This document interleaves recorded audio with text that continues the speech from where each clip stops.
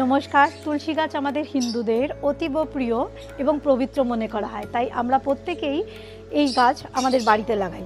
প্রথম কথা, এই গাছ বাড়িতে থাকলে বাস্তু দোষ কাটে এবং আমরা মনে করি বিষ্ণু অতীব প্রিয় এই গাছ, তাই আমরা তুলসীকে কিন্তু পুজো করি। এছাড়াও শারীরিকভাবে লক্ষ্মীর অবতার হিসেবেও আমরা তুলসীকে মানি। তুলসী পাতা দিয়ে আমরা বিষ্ণুর পুজো করি। এবং তুলসী গাছ কিন্তু শুধু যে আধ্যাত্মিকতার জন্য উপকারিতা তা নয়। আপনি দেখুন, সর্দি কাশি থেকে শুরু করে আপনার স্কিনের যত রকমের প্রবলেম, মনোসংযোগ থেকে শুরু করে বাস্তু দোষ পর্যন্ত সমস্ত ব্যাপারে কিন্তু তুলসীর কার্য অপরিহার্য। তাই এই 25শে ডিসেম্বর আমরা অন্য কোনো ধর্মের কথা ভেবে বাড়িতে প্লাস্টিকের গাছ নিয়ে এসে তাকে সাজিয়ে গুছিয়ে সেলিব্রেশন না করে বাচ্চাকে বোঝাই যে আমাদের নিজেদের ভারতের কাছে অদ্ভুত রকমের সমস্ত জিনিসপত্র আছে, তার মধ্যে তুলসীর